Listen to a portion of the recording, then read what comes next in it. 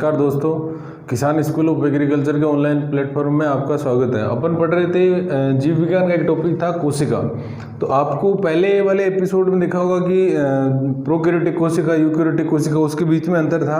अब अपन देखते हैं कि यार पादप कोशिका और जंतु कोशिका के बीच में क्या अंतर होता है, जो बेसिकली मोस्टली होता है। बाकी होने को तो बहुत सारे होते हैं। अब देखो, एक नाम आता है कोशिका भित्ति। अब एक चीज यहाँ ध्यान रखना कि कोशिका भित्ति दो जीवों में नहीं पाई जाती। एक तो होता है आपका माइकोप्लाज्मा, ठीक है, और एक होता है जंतु कोशिका।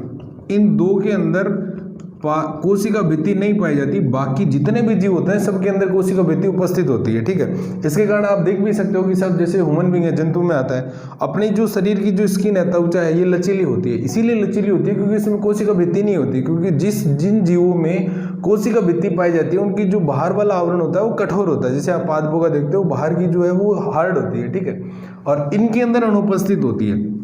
अब एक चीज सबसे इंपॉर्टेंट होता है कि साहब इसमें हरित लवक जो है, इसको आप क्लोरोफिल या क्लोरोप्लास्ट बोलते हो, ठीक है, ये पाया जाता है। सबसे मोस्ट इंपॉर्टेंट पार्ट है जो इनमें मेनली डिफरेंस करता है। इसके कारण आगे वाली और दो तीन चीजें आ जाती हैं। अब हरित लवक क्लोरोफिल या क्लोरोप्लास्ट इसमें पाया जाता है और इसमें अनुपस्थित होता है। अब आप लोगों को एक चीज पता है कि हरित लवक जिन भी जीवों में होता है, इसका काम होता है प्रकाश संश्लेषण। प्रकाश संश्लेषण का मतलब सूर्य से जो लाइट आती है और नीचे से जो पोषक तत्व लेता है, वायुमंडल की कार्बन डाइऑक्साइड होता है, उसको लेके ये हरित प्रकाश संश्लेषण की प्रक्रिया के द्वारा ग्लूकोज बनाता है, ठीक है। और इस ग्लूकोज को ये खाने पीने के लिए काम में लेता है। और अपन लोग जो हैं, जंतु हैं, वो सारे प्रकाश संश्लेषण के द्वारा जो बना हुआ ग्लूकोज है इसके ऊपर निर्भर रहते हैं, ठीक है। तो इनमें हरित लवक के कारण प्रकाश संश्लेषण होता है और इसमें हरित लवक ही नहीं है तो फिर प्रकाश संश्लेषण होने का कोई सवाल ही नहीं पैदा होता। अब एक चीज देखना, जो जीव होते हैं खाने पीने के आधार पर दो प्रकार के अपन बोलते हैं कि सब, एक तो ऐसे जीव जो खाना खुद बनाते हैं उनको अपन बोलते हैं स्वपोषी, ठीक है, और ऐसे जीव जो खाना दूसरों से लेते हैं उनको अपन बोलते हैं परपोषी। अब एक चीज आप रटना मत, थोड़ा समझ के देखो कैसे कि सब इनमें हरित लवक है और हरित लवक है तो प्रकाश संश्लेषण होगा, और प्रकाश संश्लेषण होगा तो फिर ये स्वपोषी होते हैं क्योंकि वो ग्लूकोज खुद ही बना लेता है तो दूसरों से लेने की जरूरत नहीं है, इसलिए स्वपोषी है, ठीक है। और ये बेचारा कुछ भी नहीं कर पाता, प्रकाश संश्लेषण करता ही नहीं है, तो फिर ये क्या होगा, परपोषी बोले तो दूसरे जीवों से खाना लेता है, ठीक है। अब एक नाम आता है कि यार संचित खाद्य पदार्थ स्टार्च, ठीक है। आप लोगों ने ग्लूकोज देखा है, ग्लूकोज स्टार्च होता है, एक ग्लाइकोजन होता है, दोनों के अंदर ग्लूकोज ही पाया जाता है, लेकिन स्टार्च के अंदर अल्फा ग्लूकोज मिलता है और ग्लाइकोजन के अंदर बीटा ग्लूकोज मिलता है। ये एक पॉलीसेकेराइड है, ठीक है। जब आप प्रोटीन कार्बोहाइड्रेट पढ़ोगे तो वहां पे आ जाएगा कि साहब मोनोसेकेराइड पॉलीसेकेराइड क्या होता है, ठीक है। तो इनमें जो स्टोर फूड है, बोले तो कोशिका अपने अंदर कुछ न कुछ मात्रा में खाद्य पदार्थ को संचित करके रखती है कि अगर मान लो कल को किसी टाइम प्रकाश संश्लेषण नहीं हुआ या खाना नहीं बन पाया तो उस समय ये उस स्टार्च को खाने के लिए काम में ले सकती है। वैसे जंतुओं के अंदर क्या होता है, ग्लाइकोजन। हाँ, एक चीज यहाँ आप मेंशन कर लेना कि इसका जो एकलक होता है, बोले तो स्टार्च जिनसे मिलके बनेगा वो होता है अल्फा ग्लूकोज, और इसके अंदर जो होता है वो बीटा ग्लूकोज होता है। एक आपका अल्फा ग्लूकोज स्टार्च में पाया जाता है और एक अल्फा ग्लूकोज सेलुलोज के अंदर भी पाया जाता है। सेलुलोज भी एक ग्लूकोज का ही पॉलीमर है। अब एक लास्ट टॉपिक आता है इसमें कि सब इसमें गमनांक नहीं पाए जाते, बोले तो ये गति नहीं करते हैं, ठीक है, और जबकि इसमें गमनांक क्या होते हैं, पाए जाते हैं। अब एक चीज है कि सब जिनमें जो इसमें पादप के अंदर शैवाल आते हैं, तो शैवाल पानी के अंदर होते हैं तो वो पानी के थ्रू फ्लोटिंग करते हैं एक जगह से दूसरे, उनमें कुछ एक्स्ट्रा उसमें मतलब गमनांक या चलने वाले मटेरियल नहीं पाए जाते, ठीक है। तो आप इसको रफ मतलब स्क्रीनशॉट ले लो या फिर इसको लिख लो कहीं पे। अब अगला टॉपिक है आपका कोशिका भित्ति, ठीक है। अब एक चीज इसमें कोशिका भित्ति देखने से पहले एक चीज ये देखो कि यार इसकी जो खोज करता था वो आपका रॉबर्ट हुक था, ठीक है। अब रॉबर्ट हुक जो इसकी कोशिका की सबसे पहले डिस्कवरी भी इसी ने की थी। अब कोशिका भित्ति की कुछ कंपोनेंट है कि कैसे कि कोशिका भित्ति साहब एक तो कठोर होती है, एक मृत होती है, मतलब डेड पार्ट है, ठीक है, और उसके बाद में एक नाम आता है पूर्ण पारगम है। अब ये जो तीन नाम है इनको आप यहीं क्लियर करो। देखो कैसे, कठोर का मतलब है कि साहब ये लचीली नहीं होती, फ्लेक्सिबल नहीं होती, जैसे आपकी वाल है, दीवार है, ये कठोर है, वैसे उस टाइप से होती है। और मृत का मतलब जैसे आपको कोशिका की स्टार्टिंग में जो बताया था कि साहब एक लिविंग ऑर्गेनिज्म होता है, एक डेड ऑर्गेनिज्म होता है, मरा हुआ ऑर्गेनिज्म, उसके जैसी होती है। अब इसके पास में एक चीज जो इसके जस्ट बाद में अगला टॉपिक आने वाला है वो उसको आप बोलते हो कोशिका झिल्ली। इन दोनों में बेसिकली क्या फर्क होता है, कोशिका झिल्ली होती है वो लचीली होती है, ठीक है, और ये जो डेड है, मृत है, वो जीवित होती है। और ये पूर्ण पारगम्य में है, ये अर्ध पारगम्य में होती है, ठीक है। और कई कई बुकों में यहाँ पे आपको चयनात्मक पारगम्य लिखा होता है, वो भी सही है, गलत नहीं है, ठीक है। अब एक चीज देखना, पारगम्य और पूर्ण पारगम्य देखो तीन नाम आते हैं। एक आता है पारगम्य, या इसको आप पूर्ण पारगम्य बोल सकते हो। एक आता है अर्ध पारगम्य और एक आता है अपारगम्य, ठीक है। अब एक चीज ध्यान रखना कि इन तीनों का मीनिंग का मतलब क्या होता है। आप बहुत सारी जगह पढ़ोगे कि सभी पूर्ण रूप से पारगम्य, अर्ध पारगम्य, अपारगम्य, ठीक है। अब एक चीज देखो, एक नाम आता है विलयन, ठीक है। विलयन दो चीजों से मिलकर बनता है, एक तो विलय और एक विलायक। अब ये जो विलयन वाला चैप्टर है आपकी केमिस्ट्री में आता है, तो हाँ आपको थोड़ा सा ज़्यादा डिटेल से पढ़ने को मिलता है। सब विलयन जो होता है दो चीज़ों से, एक तो विलय प्लस विलायक। लेकिन आप एक चीज़ ये देखो कि सब आप कैसे आप मेजरमेंट कैसे करोगे कि विलय है या विलायक है, ठीक है। तो विलय हमेशा होता है जो कम मात्रा में होता है, और विलायक जो होता है वो अधिक मात्रा में होता है या ज़्यादा मात्रा में होता है। तो आप ऐसे देख सकते हो कि साहब जिसकी क्वांटिटी ज़्यादा है तो वो विलायक है, और जो जिसकी मात्रा कम है वो विलय है। और विलायक का मतलब होता है कि ऐसा पदार्थ जो विलय को घोल सके, ठीक है। और जनरली विलायक जो होता है वो सबसे अच्छा विलायक होता है अल्कोहल, उसके बाद में आता है जल, ठीक है। लेकिन अपन जनरली जल को काम में लेते हैं क्योंकि वो कॉस्टली नहीं होता। अब एक चीज़ और देखने की बात है कि साहब ये जो विलय विलायक वाला, अच्छा है, आपको यहीं एक टॉपिक और बता देता हूँ। एक नाम आता है सांद्रता की, कंसंट्रेशन। आप जब पादप कार्य की प्लांट फिजियोलॉजी पढ़ते हो उसमें आपके दो तीन विलयन आते हैं, अल्पराशरी, अतिपराशरी, समपराशरी। उसमें आता है कि सब सांद्रता हमेशा विलय से आती है। अगर मान लो विलय की मात्रा ज़्यादा है तो इसका मतलब सांद्रता ज़्यादा है, और विलय की मात्रा कम है इसका मतलब सांद्रता कम है, ठीक है। अब एक चीज़ और है कि साहब ये आप जो तीनों टर्म बोल रहे हो ये इसी के ऊपर डिपेंड है। अगर मान लो आप बोल रहे हो कि पारगम्य या पूर्ण पारगम्य, इसका मतलब वो जो पदार्थ है वो विलय को भी जाने देगा और विलायक को, किसी को भी नहीं रोकेगा, वो दोनों को जाने देगा एक जगह से दूसरी जगह। और दूसरा जो अर्ध पारगम्य है, इसको चयनात्मक पारगम्य बोलते हो, वो या तो विलय को जाने देगा या विलायक को जाने देगा। अब किसको जाने देगा ये डिपेंड करता है उसकी प्रॉपर्टी पे। जैसे आप कोशिका झिल्ली पढ़ोगे तो वहां पे देखोगे कि यार किस किसको जाने देता है। और अपारगम्य, नॉन परमिएबल, इसका मतलब ये होता है कि सब ये न तो विलय को जाने देगा और न ही विलायक को जाने देगा। तो ये दोनों तीनों चीजें यहीं क्लियर हो जाए कि सब ये किसको जाने देगा, किसके हिसाब से नाम आता है।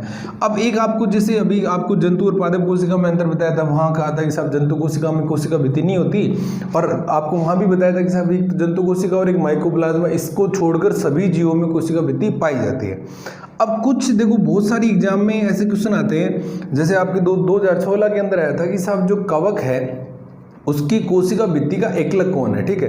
तो ये दो तीन है कि साहब जैसे पादप है, पादप का सेलुलोज, हेमिसेलुलोज, सुबेरिन, पैक्टिन, और इसमें थोड़ी बहुत मात्रा में लिग्निन भी होता है, ठीक है।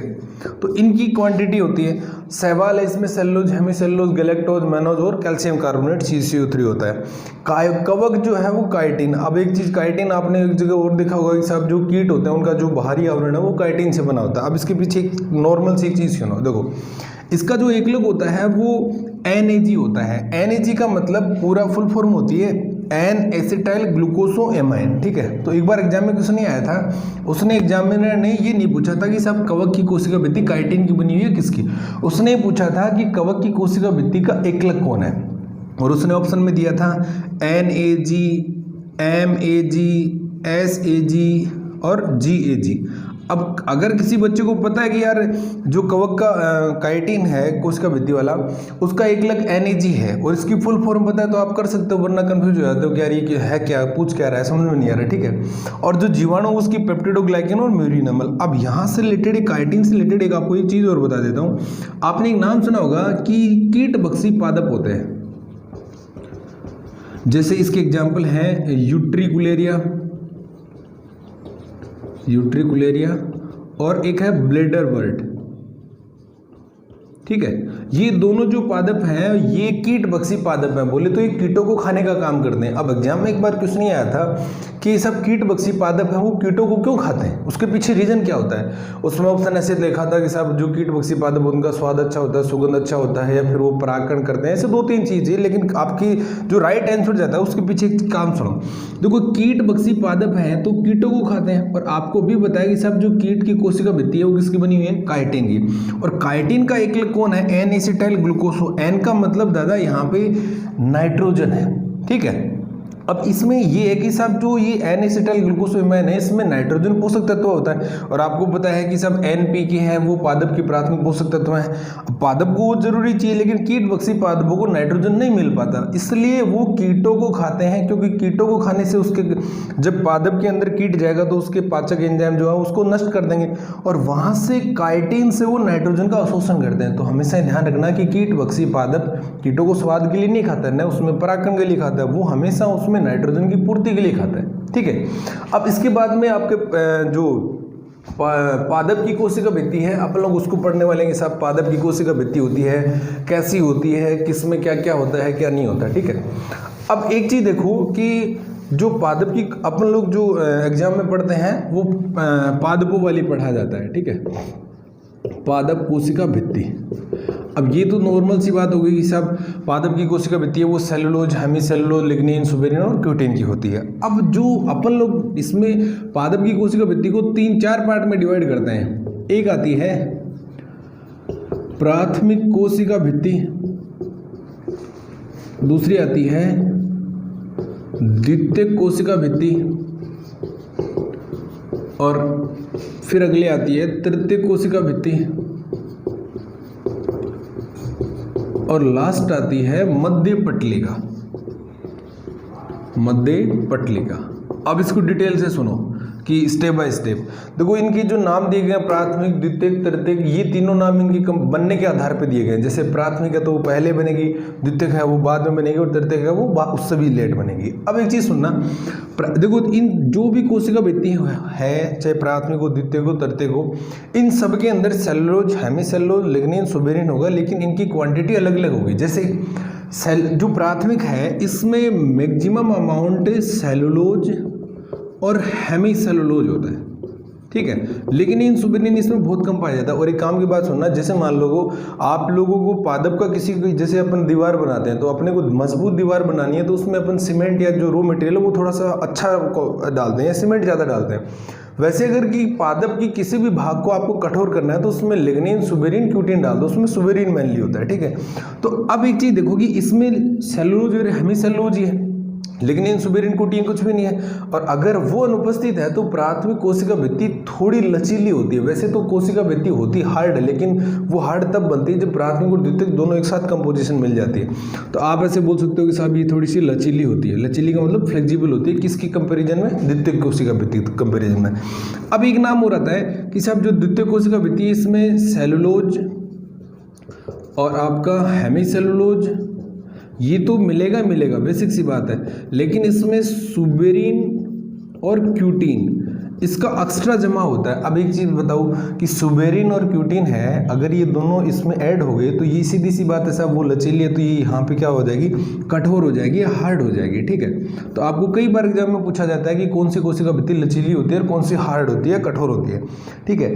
अब एक नाम और ध्यान रखना कि ये तो इसके प्रकार हैं कि कैसे कैसे। अब एक चीज़ आती है कि इसके बनने का मेथड क्या है, कि मतलब बनने का तरीका क्या है। देखो एक चीज़ देखना, 2 नाम आते हैं, एक तो आता है कणाधान विधि और एक आती है स्तराधान विधि, ठीक है। तो कणाधान का मतलब उसमें जो छोटे छोटे कण हैं उनके द्वारा बनती है, और स्तराधान का मतलब उसमें पूरी पूरी परत बनती है। अब ये जो मेथड है इसमें प्राथमिक कोशिका भित्ति है ये मेनली आपकी स्तराधान से बनती है, ठीक है। और जो द्वितीय कोशिका भित्ति होती है उसमें कणाधान और स्तराधान दोनों के दोनों आते हैं, ठीक है। तो यहाँ ये चीज थोड़ी सी ध्यान रखना कि साहब जो द्वितीय कोशिका भित्ति है उसमें दोनों मेथड काम में लोगे, और आपकी प्राथमिक कोशिका भित्ति में केवल स्तराधान वाला काम में लोगे, ठीक है। ये तो बात होगी प्राथमिक की, द्वितीय की। तृतीय कोशिका भित्ति के अंदर भी ये cellulose, hemicellulose, lignin, suberin, cutin, लेकिन इसमें लिग्निन, सुबेरिन, क्यूटिन की जमा होता है वो थोड़ा ज़्यादा पाया जाता है। अब सीधी सी बात है, ज़्यादा है तो तृतीय कोशिका भित्ति इन दोनों की तुलना में और ज़्यादा हार्ड होगी। लेकिन एक चीज़ सबसे इंपॉर्टेंट जो पार्ट है उसमें ध्यान रखना कि तृतीय कोशिका भित्ति है ये केवल जिम्नोस्पर्म पादपों के जाइलम भाग में पाई जाती है। अब एक चीज़ सुनना, आप लोगों को पता है कि जो सब पादप के दो जो संयुक्त ऊतक होते हैं, एक जाइलम है एक फ्लोएम है। जाइलम का काम होता है कि नीचे से पोषक तत्व है और जो आपका पानी है उसको ट्रांसपोर्ट करेगा ऊपर, ठीक है। और जो फ्लोएम है उसका काम ये होता है कि सब जो ऊपर से प्रकाश संश्लेषण से या पत्तियों में प्रकाश संश्लेषण से जो ग्लूकोज या खाना बन रहा है उसको वो पादप के सभी भागों में पहुँचाने का काम करेगा। और एक चीज़ ध्यान रखना, पादप का ये वाला जो पार्ट है इसके बिल्कुल बीच वाले पोर्शन में होता है जाइलम और बाहर वाले आउटर पोर्शन में होता है फ्लोएम, ठीक है। तो इसीलिए आप लोगों ने एक चीज़ देखी होगी कि पादप का हमेशा जो बीच वाला भाग होता है वो कठोर होता है और बाहर वाला भाग थोड़ा लचीला होता है। कभी बीच को पादप को अगर ट्रांसफर सेक्शन या उसको काट के देखते हैं तो, ठीक है। अब एक चीज़ बात ये आ गई कि यार मास्टर एक बात बता, तो जिम्नोस्पर्म पादपों में इसको क्या ऐसा मजबूरी क्या हुई कि सब उसमें केवल और केवल ये जो तृतीय कोशिका बनती है जिम्नोस्पर्म की जाइलम भाग में ही पाई। अब एक चीज़ सुनना बेटा, देखो पादप जो है वो ब्रायोफाइटा, टेरिडोफाइटा, जिम्नोस्पर्म, एंजियोस्पर्म में डिवाइड करते हैं, ठीक है। एंजियोस्पर्म को फिर मोनोकोट, डाइकोट में करते हैं। जिम्नोस्पर्म जो पादप है इस दुनिया में सबसे लंबे पादप जिम्नोस्पर्म के पाए जाते हैं, ठीक है। और आप लोगों को पता है कि अगर पादप लंबा होगा तो उसको नीचे से पानी है वो अवशोषित करके ऊपरी भाग तक पहुंचाना होगा। अब एक चीज़ आपने नोट की होगी कि कोई छोटा पादप होता है तो उसमें ऐसा कुछ भी एक्स्ट्रा नहीं होता कि सब आराम से जा रहा है, और कोई बड़ा पादप है जिम्नोस्पर्म जैसे हैं तो उसमें भी जैसे साइकस और पाइनस है तो उसमें नीचे से कोई अपन मोटर तो लगाते नहीं है कि साहब बेचारा थोड़ा सा लंबा हाइट है तो इसको पानी थोड़ा ऊपर ज़्यादा चाहिएगा, ऐसा कुछ नहीं होता। उस पादप को अपने अंदर ही कोई बदलाव करना होता है। अब एक चीज़ सोचो, यहाँ से ये जाइलम पानी को नीचे से ऊपर लेके जा रहा है। अब अगर मैं इसकी कोशिका भित्ति जो बाहर वाली है अगर मैं इसकी मोटाई बढ़ा दूँ, मतलब मैंने इसको नॉर्मल से थोड़ा मोटा कर दिया, मोटा करने का मतलब मैंने तृतीय कोशिका भित्ति ऐड कर दी, तो यहाँ से मान लो उसने 1 लीटर पानी अवशोषित किया।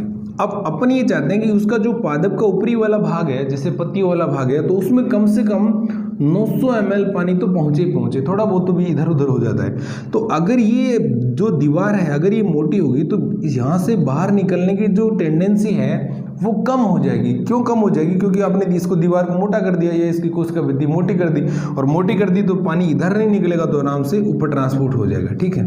तो इसीलिए ये जिम्नोस्पर्म पादप ये बहुत इंपॉर्टेंट क्वेश्चन है, इसको ध्यान रखना, ठीक है। एक लास्ट टॉपिक आता है आपका मध्य पटलिका, इसको आप बोलते हो मिडिल लेमिला। अब पहले तो ये सुनो कि साहब यार मास्टर एक बात बता कि इन प्राथमिक द्वितीयक तृतीयक ये तो आपने ऐसे बता दी कि साहब इनके बनने के आधार पे बता दी, तो मध्य पटलिका को मध्य पटलिका क्यों बोलते हैं? अब इसके पीछे कारण सुनना। देखो जैसे मान लो ये एक पादप कोशिका है, ठीक है, और ये भी एक पादप कोशिका है, इसके जो सबसे बाहरी आवरण होता है उसको अपन बोलते हैं मध्य पटलिका। ये जो दोनों आवरण हैं ये आपके नहीं पादप के मध्य पटलिका है, ठीक है। अब मध्य का मतलब होता है मिडिल, मिडिल का मतलब दो चीज़ों को जोड़ने वाली। एक चीज़ सोचो कि ये जो पादप कोशिका है ये वाली, इन दोनों के बीच में जोड़ने वाला जो जॉइंट वाला पोर्शन है वो कौन सा है? मध्य पटलिका। बोले तो मिडिल, दोनों के बीच का, इसलिए इसको मिडिल लेमिला बोलते हैं। अब इसका सबसे इंपॉर्टेंट जो क्वेश्चन बनता है मध्य पटलिका किसकी बनी होती है? तो ये बनी होती है भैया कैल्शियम एंड मैग्नीशियम पैक्टेट की, ठीक है। बहुत इंपॉर्टेंट क्वेश्चन है, और कई बार तो ऐसे भी पूछ लिया जाता है कि साहब जो मध्य पटलिका उसमें कौन कौन से पोषक तत्व पाए जाते हैं, तो उसमें एक तो होता है कैल्शियम और दूसरा होता है मैग्नीशियम। पैक्टेट है वो ग्लूकोज का एक ग्रुप है। अब यहाँ से रिलेटेड एक बहुत इंपॉर्टेंट चीज़ सुनो, आप लोगों ने एक चीज़ नोट की होगी कि यार जो कच्चा फल होता है, मतलब जो बिना पका हुआ कोई सा भी फल मान लो या जो सब्जी वगैरह जो भी है, वो कच्चा फल है ये कठोर होता है और स्वाद में मीठा नहीं होता, जबकि जब फल पक जाता है तो उसके बाद वो थोड़ा मीठा हो जाता है, पहले की तुलना में वो थोड़ा लचीला सॉफ्ट भी हो जाता है। उसके पीछे कारण सुनना, और पकने का अपन ये सिम्टम देखते हैं कि साहब वो थोड़ा सा लचीला सॉफ्ट होना चाहिए, हार्ड नहीं होना चाहिए। उसके पीछे कारण सुनना, जब फल पकता है कच्चा फल जो होता है उसके अंदर एक एंजाइम पाया जाता है पैक्टेज, ठीक है। ये जो पैक्टेज एंजाइम है ये इसको मध्य पटलिका को घोलने का काम करता है, क्योंकि पैक्टेज काम करता है पैक्टेट पे, ठीक है। और अगर पैक्टेट घुल गई, टूट गई, तो पैक्टेट टूटने के बाद में कन्वर्ट हो जाती है ग्लूकोज में, और आपको पता है ग्लूकोज एक मीठी शर्करा है तो इसके कारण अपने को मिठास आता है। अब अगर इसने पैक्टेट को घोल दिया तो ये मध्य पटलिका पूरी टूट गई, यहाँ से भी टूट गई और यहाँ से, मतलब पूरे पोर्शन से टूट गई। अब एक चीज़ सोच के देखो कि अगर दो कोशिकाओं के बीच में थोड़ा स्पेस बन गया, और अगर स्पेस बन गया तो तो ये कोशिका इधर उधर थोड़ी सी लचीली हो गई। अब सोचो उस फल के अंदर कितनी कोशिकाएं, अगर सभी कोशिकाओं की मध्य पटलिका घुल गई तो वो थोड़ा और ज़्यादा लचीली हो जाएगी और ज़्यादा पास, मतलब बीच में स्पेस हो गया तो इधर उधर गति कर सकती है, ठीक है। तो अपन उसको दबाते हैं तो आराम से आ जाता है, दब जाती है। लेकिन कच्चा फल जो होता है उसमें नहीं दबता, क्यों? क्योंकि उसमें मध्य पटलिका उपस्थित होती है, ठीक है। तो ये थोड़ा सा ध्यान रखना कि सब जो कच्चा फल होता है उसमें मध्य पटलिका पाई जाती है, जबकि पके फल में मध्य पटलिका नहीं होती। अब यहाँ एक चीज़ आपको और बता दूं, आपने एक नाम सुना होगा, बायोटेक्नोलॉजी के अंदर एक वैरायटी आती है फ्लेवर सेवर टोमेटो, ठीक है, इसी से रिलेटेड है। ये फ्लेवर सेवर टोमेटो है, ये एक वैरायटी की खास बात ये थी कि सब आप लोग जानते हो कि जो टमाटर होता है उसकी जो जल्दी खराब हो जाता है, इसलिए खराब हो जाता है क्योंकि अपन देखो कभी भी मार्केट से खरीद के लाते हैं तो अपन टाइट या कठोर जो टमाटर होता है उसको लेते हैं, क्योंकि वो कठोर है तो वो 2-3 दिन तक सर्वाइव कर जाते हैं। अब इस वैरायटी में ये बदलाव कर दिया कि इसमें जो पेक्टेज एंजाइम बनता था, जैसे मान लो आपने फल तोड़ा, फल तोड़ने की 2 दिन बाद में पेक्टेज एंजाइम बन गया, और अगर ये फल तोड़ने पेक्टेज एंजाइम जैसे ही बना तो पेक्टेट को तोड़ेगा, और अगर ये टूट गई तो फल लचीला हो जाएगा। और आपको पता है टमाटर लचीला होते हैं, सड़ने लग जाते हैं, खराब होने लग जाते हैं। तो फ्लेवर सेवर टोमेटो की वैरायटी में क्या बदलाव किया, इसमें जो पेक्टेज एंजाइम बनता था उसके टाइम ड्यूरेशन को बढ़ा दिया है। क्योंकि आपको पता है एंजाइम है तो सीधी सी बात है, सब प्रोटीन के बने होंगे, प्रोटीन है वो आरएनए से बनेगी, आरएनए है वो डीएनए से बनेगा, ठीक है। अब अगर डीएनए का जो बनने वाला जो जीन था, जो पेक्टेज एंजाइम बना रहा था, उसको थोड़ा सा स्लो कर दिया कि भाई अपना जो लक्षण दिखाएगा वो धीरे, और अगर लक्षण धीरे दिखाएगा मतलब ये एंजाइम धीरे धीरे बनेगा और ये धीरे बनेगा तो पेक्टेज धीरे टूटेगा, और धीरे टूटेगा तो वो टमाटर ज़्यादा समय तक चल सकता है, ठीक है। तो यहाँ ये थोड़ा सा मेंशन कर लेना। अब एक चीज़ और आती है, ये तो था इसकी पादप कोशिका की कैसे होती है। अब लगे हाथ अपन एक चीज़ और देख लेते हैं कि साहब जो कोशिका भित्ति होती है इसका काम क्या होता है। क्योंकि आप देखो कोई भी कोशिका भित्ति देखो, कोशिका, क्योंकि कोशिका के अंदर फालतू चीज़ें तो होती नहीं, जिसका कुछ ना कुछ इंपॉर्टेंस है उसी को होती है वहाँ पे। अब इसके कार्य की बात आती है तो कार्य में सबसे पहला कार्य तो ये आता है कि साहब ये कठोर है, आपको पता है। अब एक चीज़ सोच के देखो कि आप कोई भी कमरा देखो, कमरा आप आज देखो, 5 साल बाद देखो, 10 साल बाद देखो, वो कमरे की शेप बिल्कुल वैसी रहती है। इसी क्यों रहती है, इसके पीछे क्योंकि साहब जो उसकी दीवार है, वाल है, वो कठोर है, लचीली नहीं है। और कठोर है तो वो उसकी जो आकृति है वो बिल्कुल निश्चित बना के रखेगा, ठीक है। जैसे मान लो बैलून होता है, गुब्बारा, वो उसकी जो आउटरमोस्ट कवरिंग है वो लचीली होती है, तो आप कहीं से भी इधर उधर से करो तो वो फ्लेक्सिबल होती है, तो पिचक जाती है, उसकी आकृति बदल जाती है। अब कठोर है तो ये आप बोल सकते हो कि साहब कोशिका की आकृति बनाने का काम करेगा। भाई कोशिका भित्ति है, अगर कोशिका भित्ति है तो वो कोशिका हमेशा उसी आकृति में रहेगी जैसे वो बनी थी, ठीक है, बार बार चेंज नहीं होगी। अब दूसरा आप ये बोल सकते हो कि साहब ये कठोर है तो ये सुरक्षा का काम करेगी। सुरक्षा का मतलब प्रोटेक्शन तो दे रही है। जैसे मान लो आप कमरे में बैठे हो तो कमरे की जो दीवार है वो आपकी सुरक्षा कर रही है, आपको प्रोटेक्शन देने का काम कर रही है, तो दूसरी बात आप बोल सकते हो सुरक्षा। तीसरा आपने ये बोला था कि साहब ये पूर्ण पारगम्य है, ठीक है। और अगर पूर्ण पारगम्य है तो उसमें भाई विलय भी जाएगा और विलायक भी जाएगा, और अगर दोनों जाएंगे तो इसका मतलब ये पदार्थों के परिवहन में भी सहायता कर रही है, एक जगह से दूसरी जगह में भी सहायता कर रही है, ठीक है। तो आप ये बोल सकते हो पूर्ण पारगम्य है तो पदार्थों के परिवहन में, ठीक है। एक आप इसकी चौथा पॉइंट ये भी बोल सकते हो कि साहब ये वर्दी भी करवाने का काम करती है। वर्दी इसलिए करती है क्योंकि साहब पादप की ग्रोथ होगी जो तो बाहर की तरफ होती है, अंदर से बाहर की तरफ, ठीक है। तो उसमें प्राथमिक कोशिका भित्ति लचीली है तो थोड़ा सा उसमें हेल्प करती है। अब एक क्वेश्चन और पूछता हूँ आपसे। एक बार एग्जाम में क्वेश्चन ये आया था, उसने क्वेश्चन कैसे पूछा था, उसने 4 ऐसे गोले बना दिए थे, 1 2 3 और 4। उसने नाम दे दिया A B C और D, और आपसे ये पूछा कि आप ABCD में ये बताओ कि कौन सी प्राथमिक कोशिका भित्ति है, कौन सी द्वितीयक है, कौन सी तृतीयक और कौन सी मध्य पटलिका। अब सीधी सी बात है कि यहाँ पे एक चीज़ तो आपको देखते ही पता लगती है कि यार आप अभी बोल रहे थे कि मध्य पटलिका है वो पादप का सबसे भारी आवरण होता है। भारी इसलिए क्योंकि वो 2 कोशिकाओं के बीच में जोड़ने का काम करेगा, तो सीधी सी बात है सबसे भारी आवरण है। ए तो हो गया यहाँ पे आपका मध्य पटलिका, ठीक है, तो इसका तो सिस्टम में खत्म हो गया। ए का काम खत्म। बी सी डी में आप ये डिटरमाइन करो कि कौन सी प्राथमिक है, कौन सी द्वितीयक है, कौन सी तृतीयक और कौन सी मध्य पटलिका आएगी। अब एक चीज देखो, अभी मैंने कहा कि पादप की कोशिका भित्ति है वो अंदर से बाहर की तरफ वृद्धि करती है, न कि बाहर से अंदर की तरफ। और अभी एक चीज बताई थी कि साहब जो प्राथमिक है ये सबसे पहले बनेगी, ये सबसे द्वितीयक दूसरे नंबर पर, तृतीयक सबसे लास्ट में। तो सोच के देखो कि जो सबसे पहले बनेगी वो सबसे बाहर जाएगी कि सबसे अंदर रहेगी? सबसे वो बाहर जाएगी। क्यों? क्योंकि सबसे पहले बनी थी और पादप हमेशा अंदर से बाहर की तरफ वृद्धि करता है। तो जैसे ही प्राथमिक बन गई उसके अंदर द्वितीयक बनेगी और उसके अंदर फिर क्या बनेगी? तृतीयक। तो आप बोल सकते हो कि साहब मास्टर बी है ये आपकी हो गई प्राथमिक, क्योंकि सबसे पहले बनी थी तो सबसे बाहर मिलेगी आपको। और जो सी है ये हो गई आपकी द्वितीयक और जो डी है वो आपकी होगी तृतीयक। ठीक है, तो आप ये हो गया कि साहब कौन सी प्राथमिक है, कौन सी द्वितीयक है और कौन सी तृतीयक है। इससे ज़्यादा आपके डिटेल में नहीं पूछा जाता है। ठीक है, देखिए अब अगला टॉपिक है आपका कोशिका झिल्ली। ठीक है, अब इससे पहले जो कोशिका भित्ति थी और उसमें क्या अंदर है देखो, एक तो ये कि साहब ये जो है वो जीवित है, ठीक है, और ये है लचीली है, और ये अर्ध पारगम्य है। अर्ध पारगम्य का मतलब चयनात्मक पारगम्य भी बोल सकते हो आप इसको, चयनात्मक पारगम्य बोले तो चयन करके इसी को पदार्थों को एक जगह से दूसरी जगह आने देगी। अब एक चीज देखो, ये जीवित है जबकि वो क्या थी? कोशिका भित्ति मृत थी।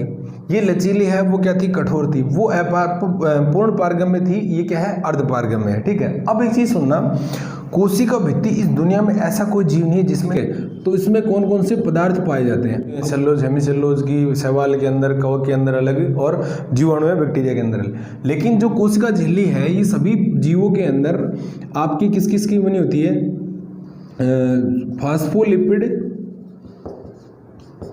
फास्फोलिपिड प्लस आपका प्रोटीन और कुछ मात्रा में कार्बोहाइड्रेट होता है। ठीक है, हाइड्रेट। अब एक चीज बताऊं, ये जो तीनों चीज हैं उसमें से कार्बोहाइड्रेट तो भैया 1 से 2% होता है। हाँ, इन दोनों की जो कंपोजिशन है वो चेंज होता रहता है। जैसे आपके जो आरबीसी होती है उसके अंदर 52% फास्फोलिपिड और आपका 48% प्रोटीन पाया जाता है। ठीक है, अब एक चीज ये है कि सब कोई भी कोशिका झिल्ली हो उसमें फास्फोलिपिड और जो प्रोटीन है इनकी मात्रा हमेशा ज्यादा रहती है किसकी तुलना में? कार्बोहाइड्रेट की। अब यहाँ कार्बोहाइड्रेट का कंपोजिशन आपका वर्क बता देता हूँ। कार्बोहाइड्रेट का काम ये होता है कि ये जो कोशिका को पहचानने का काम करता है, कोशिका को पहचानने का बोले तो रिकॉग्नाइजेशन का। रिकॉग्नाइजेशन का मतलब कि कोई भी कोशिका है वो एक ही जीव की है या एक ही जाति के सदस्य की है। ठीक है, जैसे आप लोगों ने देखा होगा कि जो मनुष्य होता है, मनुष्य का स्पर्म मनुष्य के ओवम के साथ ही निषेचन करता है, दूसरे के साथ नहीं करता, क्योंकि उसमें फर्टिलाइजन और एंटी फर्टिलाइजन प्रोटीन पाई जाती है। वैसे ही पादपों ने किसी भी जीव के अंदर जो कार्बोहाइड्रेट है उसको कोशिका को पहचानने सेल रिकॉग्नाइजेशन का काम करता है। ठीक है, अब फास्फोलिपिड और प्रोटीन है, इसमें बहुत सारे साइंटिस्ट आए थे, उन्होंने कोशिका झिल्ली की संरचना के बारे में बताया कि साहब कोशिका झिल्ली कैसे दिखती है, कैसे होती है, कैसे नहीं होती है। ठीक है, तो उसके जनरली 3 सिद्धांत अपन बोलते हैं। पहला सिद्धांत आता है आपका सैंडविच मॉडल। ठीक है, दूसरा आता है इकाई कला सिद्धांत, कला सिद्धांत, और तीसरा आता है आपका तरल मोज़ेक मॉडल, मोज़ेक मॉडल। अब देखो, जो सैंडविच मॉडल था वो दिया था डेविसन और डेनियल ने। ठीक है, और जो ये इकाई कला सिद्धांत था वो दिया था रॉबर्टसन ने। और सबसे जो सर्वमान्य सिद्धांत था वो कौन सा था? तरल मोज़ेक मॉडल। इसके पीछे कारण सुनना, देखो ये दिया था सिंगर एंड निकोलसन। ठीक है, अब एक चीज सुनना, ये कई बार एग्जाम में पूछ लिया जाता है कि सैंडविच मॉडल किसने दिया, किसने, ये थोड़ा सा नाम याद रखना। तरल मोज़ेक मॉडल सबसे अच्छा इसलिए माना जाता है अभी तक का मॉडल, क्योंकि तरल मोज़ेक मॉडल ने कोशिका झिल्ली की पूरी संरचनाओं के बारे में बताया कि साहब कहाँ पे फॉस्फोलिपिड होता है, कहाँ पे प्रोटीन पाई जाती है, कैसे वो गति करता है, कैसे नहीं पाया जाता। ठीक है, अब सैंडविच मॉडल और इसको इकाई कला सिद्धांत इनको क्यों बोलते हैं, इसके पीछे कारण सुनना।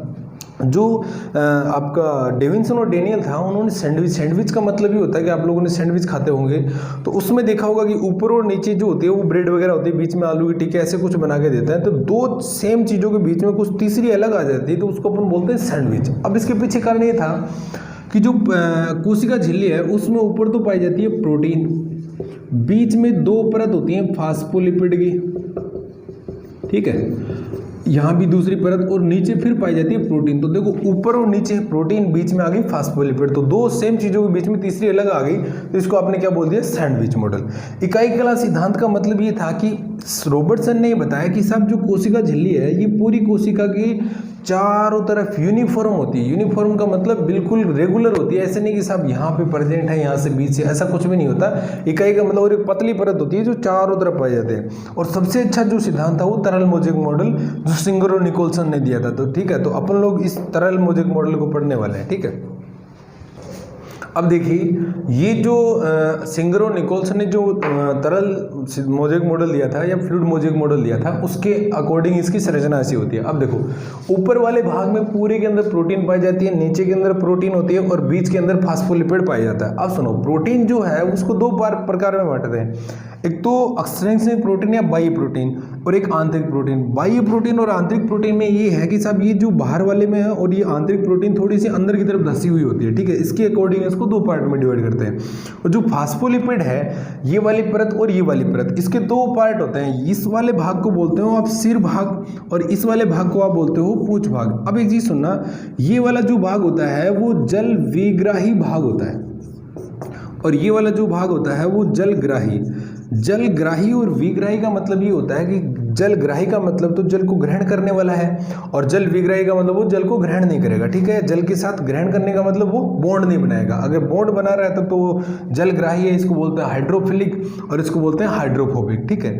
अब एक चीज और है कि साहब ये ऐसे ही सिस्टम है। अब एक चीज आपने सुनी होगी, एक नाम आता है कोशिका की तरलता। तरलता का मतलब आपने एक नाम सुना होगा, एक इसी में आता है कि सब फ्लिप फ्लॉप गति। फ्लिप फ्लॉप गति का मतलब ये होता है कि अगर कोई दो चीज आपस में एक्सचेंज हो जाए, एक जगह से पहले दूसरे की जगह आ जाए और दूसरे वाली पहले की चले जाए, इसको बोलते हैं flip flop moment. Flip flop moment के अंदर ये होता है कि यहाँ पे ये जो फास्फोलिपिड है ये, अब एक चीज यहाँ सुनना, कई बार एग्जाम में क्वेश्चन ये आता है कि कोशिका झिल्ली की तरलता बढ़ाने का काम कौन करता है, तो उसमें पूछा जाता है कि साहब प्रोटीन करता है, फास्फोलिपिड या कार्बोहाइड्रेट करता है। तो उसमें फास्फोलिपिड जो है वो कार्बोहाइड्रेट की तरलता को बढ़ाएगा। तरलता का मतलब उसके अंदर फ्लूइडिसिटी, उसको ज़्यादा बढ़ाने का काम करेगा। अब इसमें फ्लिप फ्लॉप मोमेंट के में क्या होता है कि इसमें प्रोटीन जो है वो फास्फोलिपिड की सहायता से एक जगह से दूसरी जगह गति करता है। जैसे ये यहाँ गया और ये वाला पार्ट यहाँ चला गया, इसी गति को आप बोलते हो फ्लिप फ्लॉप गति। और ये गति किसके कारण संभव है? फास्फोलिपिड के कारण। जितनी ज़्यादा कोशिका में फास्फोलिपिड होगा कोशिका झिल्ली के अंदर, तो उतनी ज़्यादा उसमें तरलता होगी। जितनी ज़्यादा तरलता होगी मतलब उसमें उतनी ज़्यादा फ्लिप फ्लॉप या गति पाई जाएगी। अब इसी मॉडल को कई बार ऐसे बोला जाता है कि साहब गुलाब जामुन मॉडल भी बोलते हैं। गुलाब जामुन का मतलब उसमें देखो जो चाशनी होती है उसमें गुलाब जामुन एक जगह से दूसरी जगह तैरते रहते हैं। तो आप मान लो कि साहब जो गुलाब जामुन है उसको तो मान लो प्रोटीन और जो चाशनी है उसको मान लो आप फास्फोलिपिड। तो उस जो गुलाब जामुन है वो चाशनी जितनी ज़्यादा होगी तो उसमें उतनी ज़्यादा आराम से गति करते हैं, ठीक है। तो उसी के कारण उसको बोला जाता है। अब एक चीज़ और देखो, जो कार्बोहाइड्रेट ऊपर वाला पोर्शन है ये वाला, तो इसका काम थोड़ी बहुत मात्रा के अंदर होता है, ठीक है, और इसका काम है कोशिका को पहचानने का।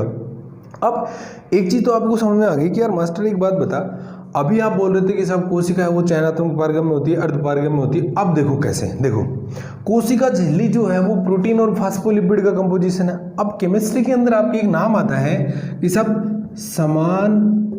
समान को घोलता है, ठीक है।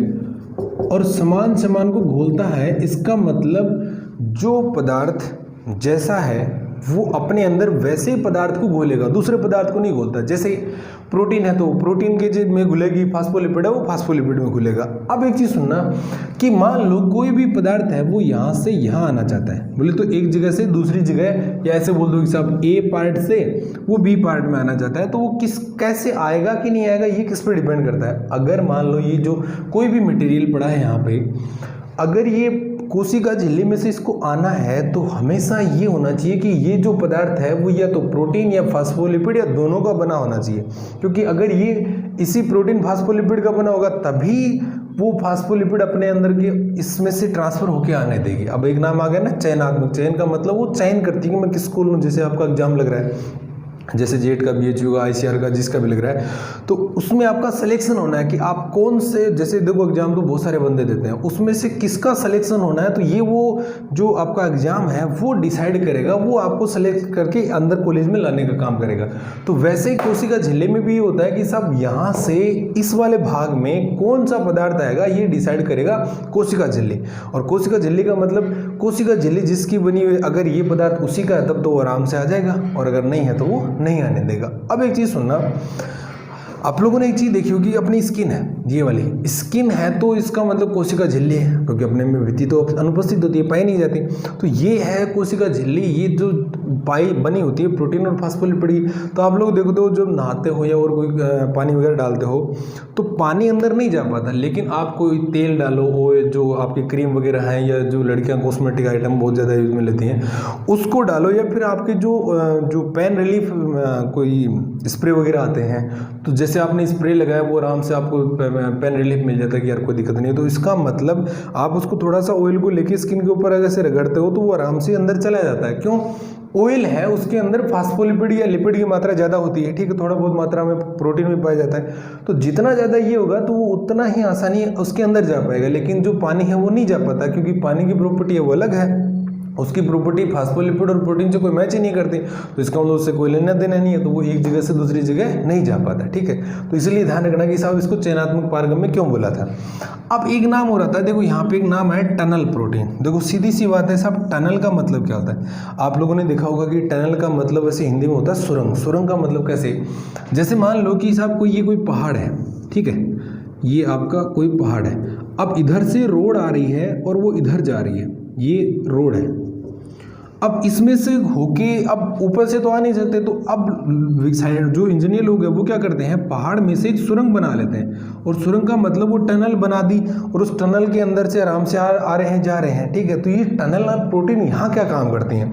देखो ये जो टनल प्रोटीन है वो सीधी सी बात है साहब प्रोटीन का कंपोजिशन। अब देखो कुछ पदार्थ ऐसे होते हैं जो यहाँ से यहाँ नहीं आ पाते, डायरेक्ट कोशिका झिल्ली में से। क्यों नहीं आ पाते? क्योंकि साहब वो जो पदार्थ हैं वो किसी अन्य पदार्थ के बने होते हैं, और उसमें प्रोटीन और फास्फोलिपिड का कोई लेना देना नहीं है, और कोशिका झिल्ली तो इसमें इसके अलावा कोई भी पदार्थ उसको आने नहीं देगी, ठीक है।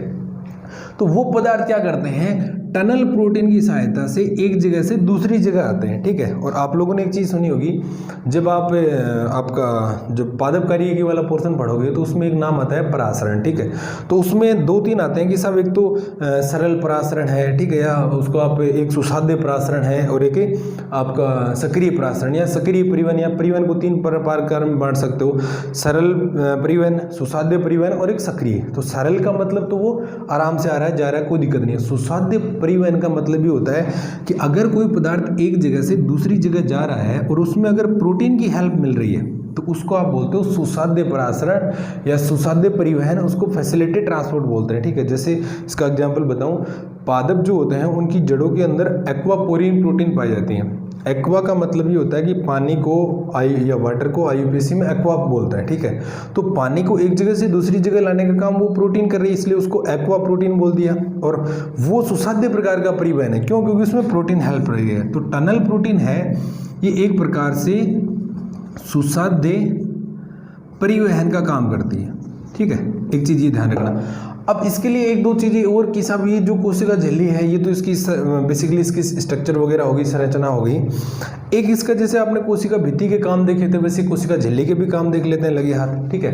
तो अब एक चीज़ देखो कि कोशिका झिल्ली और भित्ति के अंदर ये है कि साहब पहला काम तो ये होगा कि साहब ये लचीली है, तो उस पादप की वृद्धि करवाने का काम करेगी और उसकी आकार बढ़ाने का काम करेगी, ठीक है। बढ़ाने का कार्य का मतलब उसको जो साइज है वो इंक्रीज होगा, क्योंकि लचीली है और कोशिका भित्ति थोड़ी कठोर होती है, ठीक है। दूसरा पोर्शन आप ये बोल सकते हो कि साहब ये कोशिका को पहचानने का भी काम कर रही है। देखो आप बोल रहे थे साहब कार्बोहाइड्रेट है, तो आप ये भी बोल सकते हो कि कोशिका को पहचानने का कार्य भी करती है। और तीसरा आप ये बोल सकते हो कि पदार्थों का परिवहन भी करती है। पदार्थों का परिवहन का मतलब एक जगह से दूसरी जगह आ रही है, ठीक है।